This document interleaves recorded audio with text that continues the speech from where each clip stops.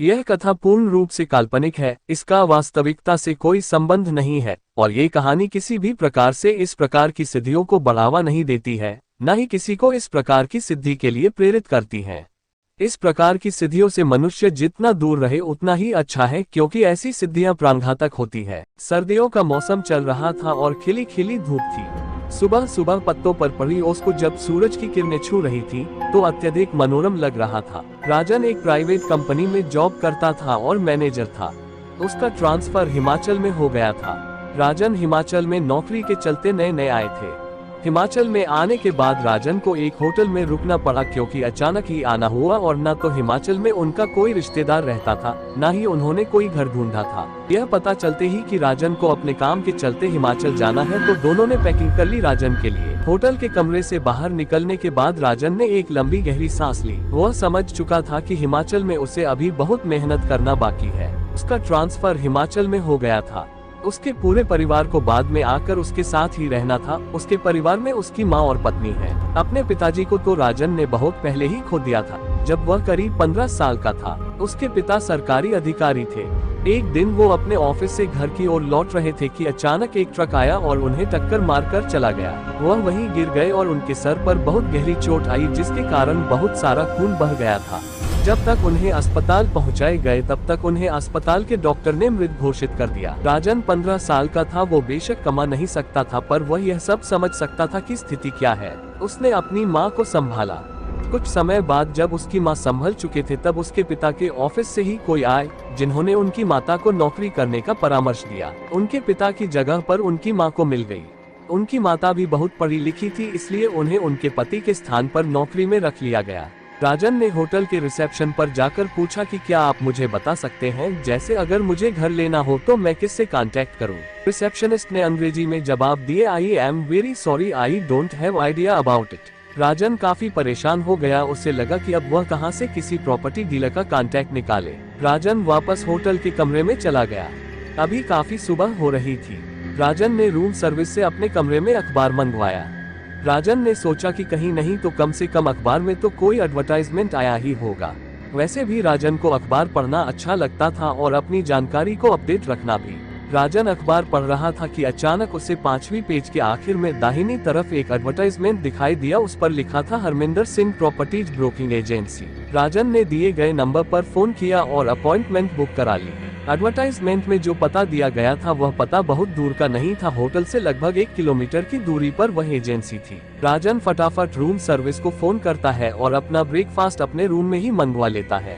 राजन फटाफट ब्रेकफास्ट करके तैयार होकर एजेंसी के लिए निकल जाता है। एजेंसी जाने के लिए राजन एक टैक्सी हायर करता है। राजन एजेंसी पहुंचकर ऑफिस का दरवाजा खटखटाया। क्या मैं अंदर आ सकता हूं? हरमिंदर सिंह ने बोला। हाँ जी आइए। राजन ने बोला, मेरा नाम राजन है, मैंने ही आपसे फोन पर बात की थी। हरमिंदर बोला, हाँ जी बोलिए, क्या मदद कर सकता हूँ आपकी? जी मैं हिमाचल में नया आया हूँ। हिमाचल में मेरा जान पहचान का भी कोई नहीं रहता है, तो हिमाचल की मुझे कोई जानकारी नहीं है, पर मेरा ट्रांसफर यहाँ हो गया है और कुछ ही समय बाद मेरा पूरा परिवार यहाँ पर आने वाला है, तो मैं यहीं पर एक घर लेकर रहने की सोच रहा था। क्या आप मुझे कोई ऐसा घर दिखा सकते हैं जहां पर मैं और मेरा परिवार कुछ समय बाद रह सके? हरमिंदर बोला, राजन जी फिलहाल तो मेरी नजर में अभी ऐसा कोई घर नहीं है, पर जब होगा तो मैं आपको जानकारी दे दूंगा। राजन बोला, प्लीज मेरी मदद कीजिए, मैं यहाँ पर किसी को नहीं जानता हूँ और ना ही प्रॉपर्टीज एजेंसी को जानता हूँ। बहुत मुश्किल से आपका नंबर मुझे अखबार में मिला था तो यहाँ तक आया हूँ। बड़ी उम्मीद है आपसे, सर प्लीज मेरी कुछ मदद कीजिए। हरविंदर सिंह कुछ सोच में पड़ गया। कुछ देर बाद उसने बोला, एक घर है, आपके पास अगर समय है तो बोलिए, अभी हम चलते हैं, वह बहुत दूर नहीं है, यहाँ से करीब 2 किलोमीटर की दूरी पर वह घर है। राजन सोचने लगा कि जितनी जल्दी देख लिया जाए उतना अच्छा है, क्योंकि जितनी जल्दी देख लेगा वह इस बात से निश्चिंत हो जाएगा और अपना ऑफिस भी आराम से ज्वाइन कर पाएगा। राजन हरमिंदर सिंह की बात मान गए। राजन और हरमिंदर जी दोनों घर देखने के लिए निकल पड़े। हरमिंदर जी राजन को यह घर नहीं दिखाना चाह रहे थे, क्योंकि एक घर के आसपास एक जंगल था और वहां से कई लोगों के गायब होने की खबर मिली थी। ऐसा माना जाता था कि घर के आसपास कई लोग गए हैं जो कि कभी वापस लौटकर नहीं आए। ना तो उनकी कोई लाश ही मिलती है, ना ही उनका कोई पता मिलता है। वह कब कहां कैसे गायब हो जाते हैं किसी को कुछ नहीं पता। वे दोनों लोग अब घर के पास पहुंच गए थे।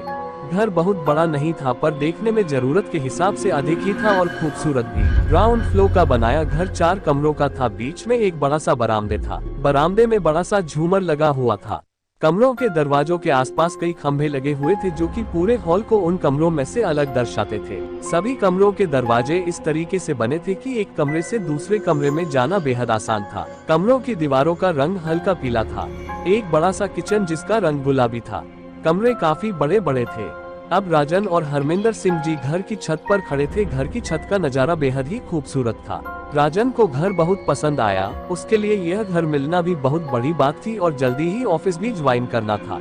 राजन ने उसी समय निधि को वीडियो कॉल लगाया और उसे घर दिखाने लगा। निधि के साथ वहां उस वक्त उसकी माँ भी बैठी थी। उन्होंने भी विधि के साथ घर देख लिया। उन दोनों को भी वह घर बहुत पसंद आया। राजन ने हरमिंदर जी से पेमेंट की बात की और घर को पक्का कर लिया। क्योंकि घर पक्का हो गया था तो राजन ने सोचा कि वही शिफ्ट हो जाए। माँ निधि बाद में आ जाएंगे। उस घर के सामने एक घर और था। राजन ने उस घर के बारे में हरमिंदर जी से नहीं पूछा। उस वक्त घर पर ताला लगा हुआ था। शाम को राजन आगे के कमरे में बैठा हुआ था। वह बैठे बैठे कॉफी पी रहा था और निधि के बारे में सोच रहा था। राजन मन ही मन सोच रहा था कि इतनी ठंड है, काश निधि यहाँ होती, वह मेरे लिए कॉफी बनाकर लाती, मुझे कॉफी खुद ना बनानी पड़ती। अचानक से राजन की नजर सामने के घर पर गए। राजन ने देखा कि उस घर में रोशनी थी। उस रोशनी की वजह से उसे उस घर की खिड़की पर एक परछाई दिखाई दे रही थी। परछाई किसी औरत की थी। खुली बाल और परछाई से वह अंदाजा लगा रहा था कि उसने साड़ी पहनी हुई थी, हाथों में चूड़ियां, और इससे ज्यादा वो कुछ नहीं समझ पाया। राजन ने मन में ख्याल आया कि जब उसने वह घर सुबह देखा था तो उस घर पर ताला लटक रहा था। राजन ने सर झटक कर अपने मन से यह ख्याल निकाल दिया। वह फिर से निधि के ख्यालों में खो गया। काफी रात हो चुकी थी। राजन का खाना बनाने का मन तो नहीं था, इसलिए उसने फूड सर्विस में फोन कर घर पर ही खाना मंगवा लिया। काफी रात हो चुकी थी। राजन ने खाना खा लिया था। वह सोने जा रहा था। सोने से पहले उसके मन में ख्याल आया कि क्यों ना पहले निधि से एक बार बात कर ली जाए। राजन ने निधि को फोन लगाया। बात करके राजन जल्दी ही सो गया। सुबह राजन ऑफिस के लिए निकल गया। ऑफिस में कब दिन बीत गया राजन को पता ही नहीं चला। काम में व्यस्त रहते रहते राजन का वक्त कैसे कट जाता था उसे पता ही नहीं चलता था। शाम हो गई थी और राजन अब घर के लिए निकल गया था। रास्ते से ही राजन ने खाने के लिए कुछ खरीद लिया था क्योंकि वह आज भी खाना नहीं बनाने वाला था। राजन के मन में ख्याल आया था कि उसे अभी यहाँ शिफ्ट नहीं होना चाहिए था, उसे होटल में ही रुक जाना चाहिए था। जब माँ और निधि आती तब इस घर में उन लोगों के साथ ही आ जाता। राजन घर पर पहुँच गया था। वह खाना निकाल रहा था कि उसके मन में निधि का ख्याल आया कि कैसे निधि उसके लिए खाना परोसा करती थी। उसे वह दिन याद आने लगे जब वह माँ और निधि के साथ था। अचानक से घर के दरवाजे की घंटी बजी। राजन के मन में अनेकों ख्याल आने लगे। इतनी रात को कौन आया होगा? यहाँ तो मुझे कोई जानता भी नहीं, मेरा कोई परिचय कभी नहीं है और कोई ऐसा परिचय वाला भी नहीं जिसमें खबर दी हो कि वह आ रहा है। मुझसे मिलने इतनी रात को कौन आया होगा? राजन अभी अपने ख्यालों से उतर ही रहा था कि दरवाजे की घंटी फिर से बजी। राजन अपने ख्यालों से बाहर आया और दरवाजा खोलने के लिए उठा। राजन ने दरवाजा खोलकर देखा तो वहां पर एक बेहद खूबसूरत लड़की खड़ी थी। उसने साड़ी पहनी हुई थी। लंबे लंबे काले घने बाल थे, कानों में बड़े बड़े झुमके, हाथों में लाल खनखनाती चूड़ियां, पैरों में पायल, माथे पर एक बड़ी सी बिंदी, आंखों में काजल, होठों पर लिपस्टिक और एक लंबे पतली सी नाक। चेहरे का आकार लंबा रंग गोरा था। उसे देखते ही मानो राजन के होश उड़ गए। राजन आंखें फाड़े उसे देखने लगा।